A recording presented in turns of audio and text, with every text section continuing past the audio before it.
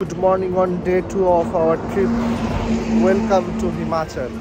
আসল মজা তো এইখানে বাইক চালিয়ে, রাস্তা দেখেছো, পাহাড়ে 4 লেন হাইওয়ে, রাস্তার কন্ডিশন দেখো, টার্নিং গুলো দেখো। কিছুক্ষণ ওয়েট করার পর আবার আমরা এগিয়ে গেলাম বাসে করে মানালির উদ্দেশ্যে। তো দেখতে পাচ্ছেন যেতে যেতেই আমি একটা ছোট ক্লিপ নিয়েছিলাম। কখনো বিয়াস নদীকে বাদিকে কখনো ডান দিকে রেখে আমরা এগিয়ে চলেছি আমাদের গন্তব্যের দিকে। এই রাস্তাটা এখানে যতটা সরু লাগছে তার থেকেও কিন্তু বেশি সরু, আর সেইখানে মানে পাশাপাশি দুটো এরকম ভলভো যাচ্ছে এরকম রাস্তাতে, তো সেটা কিন্তু মানে একটা দারুণ জিনিস লাগছিল। ওরা কীভাবে চালাচ্ছে, মানে আমি এখন সামনে বসে ভিডিওটা করছিলাম, আমার তখন নিজেই দেখে ভয় লাগছিল যে ওরা যখন যেভাবে টার্নিংগুলো নিচ্ছে। তো বলতে বলতে আমরা একটা টানেলের ভেতর ঢুকে গেছি। এটা খুব লম্বা টানেল ছিল, তো সেটার একটা ক্লিপ। টানেল থেকে বেরোতে বেরোতে কিন্তু পুরো ল্যান্ডস্কেপটা চেঞ্জ হয়ে গেল পাহাড়ের। আর আমরা বিয়াসকে সাথে নিয়ে আবারও এগিয়ে চললাম আমাদের গন্তব্য মানালির দিকে। এবার কিন্তু আমরা অনেক বিয়াসের কাছ দিয়ে যাচ্ছি, আর তোমরা এখন দেখতে পাচ্ছ পুরো এখানে নদীটা কিন্তু অনেক ফ্ল্যাট। ঠিক আছে, আগে যখন বিয়াসের দেখাচ্ছিলাম বিয়াসকে, তখন কিন্তু বিয়াস অনেকটা গভীর ছিল, স্রোত ছিল, কিন্তু মানালির যত কাছে এসে বিয়াস কিন্তু অনেক ফ্ল্যাট হয়ে গেছে। কারণ তোমরা যদি জানো 1-2 বছর আগে একটা ক্লাউড বাস্টে এখানে কিন্তু অনেকটা ন্যাশনাল হাইওয়ে রাস্তা নিয়ে নিয়েছিল বিয়াস। তো তোমরা এখানে যদি দেখো কতটা ওয়াইড, কিন্তু এই পুরো জায়গাটা কিন্তু পুরো বোল্ডারে ভর্তি।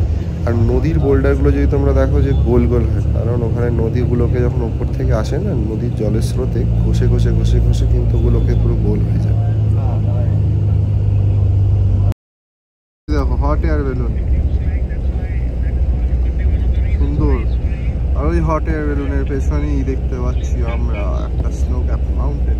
আমরা নেমে গেছি মানালি প্রাইভেট বাস স্ট্যান্ডে। এখান থেকে আমাদের হোটেল বেশি দূর নয়। ওয়েদার ফাটাফাটি ওয়েদার, জাস্ট ফাটাফাটি ওয়েদার, চকচকে ওয়েদার, রোদ ঝলমল করছে, ঠান্ডা হালকা, মানে এনজয় করার মতো। আমরা এবার এই বাস স্ট্যান্ডের পাশ থেকে একটা সুমো বুক করে নিয়েছি, 200 টাকা নেবে বলেছে।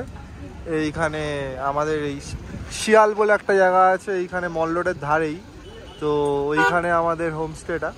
তো ওইখানে যাওয়ার জন্য যা বুঝলাম এখান থেকে বেশি টাকা নয়, হার্ডলি 200-250 এটা, তার থেকে বেশি দেওয়ার কোনো দরকার নেই যদি তোমরা কেউ আসো আর ম্যাল রোডের কোনো হোটেলে থাকো। এখানে ছোট গাড়ির অপশনও পেয়ে যাবে, এরকম নিয়স টিয়স পেয়ে যাবে, সবার দেখবে লাগেজ ক্যারিয়ার লাগানো। আর বড় গাড়ি আছে, তবে বড় গাড়ি একটু কম, ছোট 5 সিটার গাড়ি বেশি, ইভেন অল্টো এখানে আছে। ঢুকে গেছি রুমে, আমরা 3 জনের, এটা আমাদের রুম। এই balcony, this is a view, mountain view room, nice, snow-capped mountains. How is the feeling after Look great. getting here in Manali for the first time, bro? It feels good. The weather is nice. আমরা কি ওখানে উঠবো? ওই দূর দূর। হ্যাঁ, ওর অনেক ওপরে উঠবো আমরা। এই আমরা এরকম ঘরে বসে আছি, এখান থেকে বাইরে দেখতে পাচ্ছি এরকম সামনে একটা বিশাল বড় পাহাড়, ঠিক আছে, তারপরে এরকম স্নো ক্যাপড মাউন্টেন্স, সেটা আমি ঘরের বিছানায় শুয়েও দেখতে পাচ্ছি, আবার এখান থেকেও দেখতে পাচ্ছি। মানে ভাই কিছু কিছু জিনিস আছে না যেটা কেনা যায় না, তো এই মোমেন্টগুলো কেনা যায় না, যার জন্য আসা। হ্যাঁ, হয়তো কখনো কখনো ট্রিপটাকে অ্যারেঞ্জ করতে বা ম্যানেজ করতে অনেক টাকা লাগে, যেটা সবসময় পসিবল হয় না, বাট কোনোভাবে ম্যানেজ করে যদি চলে আসা যায় না, মানে it's worth of anything else, মানে বলে বোঝানো যাবে না। মানে তুমি যার সাথে তুলনা করো না কেন, এইটা একদম তুলনাহীন একটা মুহূর্ত। আর কি চাই, যখন খাবারের প্লেটে আছে ডাল, চানা মশলা, আলুর চোখা আর ডিম কারি, সাথে এরকম একটা ভিউ, আর তোমার মনে হয় না কিছু লাগে অ্যাটলিস্ট মধ্যবিত্ত জীবনে। এখন বাজে 4:30, আমরা হোটেল থেকে খাওয়া দাওয়া করে একটুখানি হালকা রেস্ট নিয়ে বেরিয়ে গেছি একটুখানি মানালির ম্যাল রোডটাকে এক্সপ্লোর করতে। আগে কোনো দিন আসিনি মানালিতে, তো একটু ঘুরে দেখি কী কী আছে। তো দেখে তো খুব ভালো মনে হচ্ছে জায়গাটাতে, প্রচুর হোটেল, মানে তুমি যেটা দেখবে এই একটা প্রত্যেক কটা বিল্ডিংয়ে একটা হোটেল। তো এখানে হোটেলটা খুঁজে পাওয়া মনে হয় খুব একটা বড় চ্যালেঞ্জ। রোদে আরাম করতে করতে লোকজন হেভি মস্তিতে ঘুরছে, খুব সুন্দর ওয়েদার। এটা কি ফল আছে? ও হ্যাঁ, এটা আপেলের গাছ। এই ছোট ছোট ছোট আপেল দেখো, হ্যাঁ হ্যাঁ, এটা apple apple apple, right, nice. এই ম্যাল রোডের দিকে হাঁটছি, এখানে বিভিন্ন রকমের দোকান তোমরা দেখতে পাচ্ছ।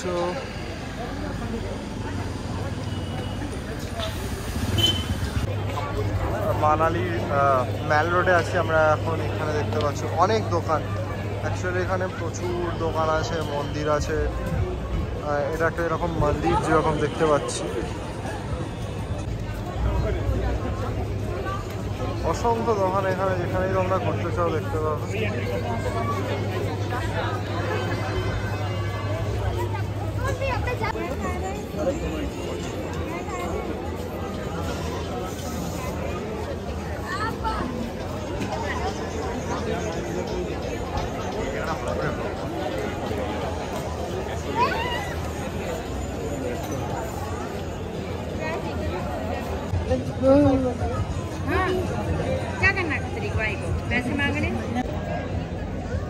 আমি অর্ডার করেছিলাম একটা লেবু চা, আমাকে দিয়েছে একটা নোনতা টোকো লেবুর জুস, ঠিক আছে? তো তোমরা আর যাই খাও, এটা তো টেস্ট করোই না একদম। এই দেখো কালার দেখলেই বুঝতে পারবে এতে চা পাতা তো একদমই দেয়।